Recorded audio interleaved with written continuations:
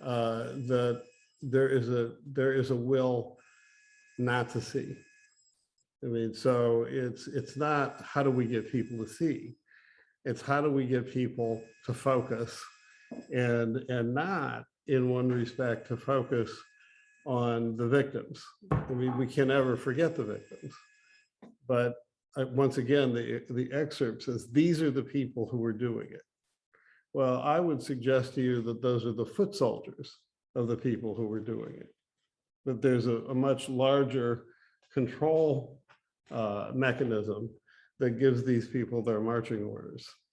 And if my time in the government taught me anything, it is it's that we have to focus on the bad guys.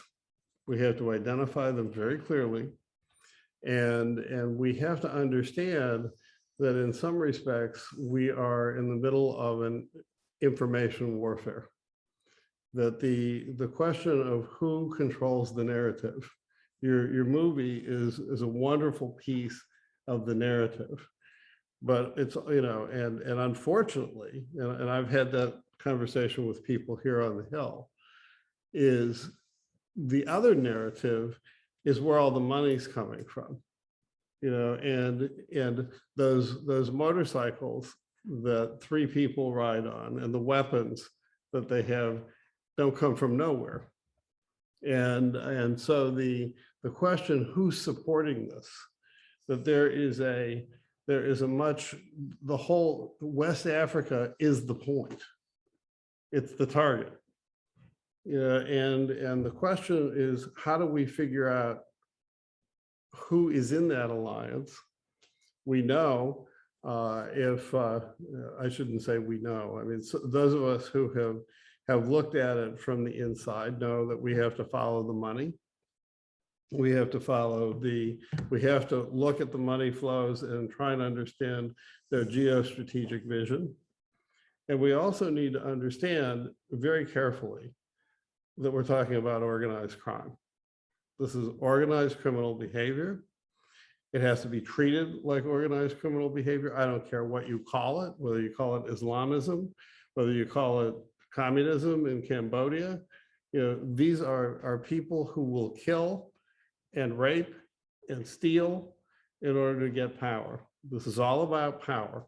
It's all about control. And so the problem, or one of the big problems in the information warfare space, is that the other side has captured the narrative. I mean, so if you think about revolutions, you know, what's the first thing that a revolutionary captures? The answer is the radio station. You know, and that's what they've done. And so the message now is, oh, it's the herdsmen, you know, they're just poor herdsmen trying to get green space for their cows. You know, the reality is that they're Fulani tribesmen. They're trying to reestablish the Fulani Caliphate. You know, but then when you come up here to the Hill, you'll have young staff members who know nothing about Africa, you know, who will say, isn't it racist to identify the Fulani? And my reaction, is it racist to identify you as French? You know, and my grandparents as being Sicilian? I mean, no. I mean, you know, but the idea that that there is, we have to understand, how do we punch through that narrative?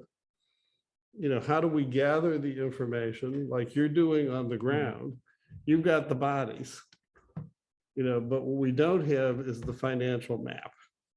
And what I would love to do is to work with you to try and see if we can't use your work to develop the network, the picture of the network that exists above this. And so we know that the Turks are involved, that the Libyans are involved. As Stephen and I have talked about, we need pictures of the actual slave markets. There's actual slavery going on. You know, how do we get that? I mean, what we need to understand is that this is one piece of a counter response to information warfare. But now we have to figure out what else. You know, and if we can't capture that information space, or at least get equal time in it, there's no way to organize an opposition. So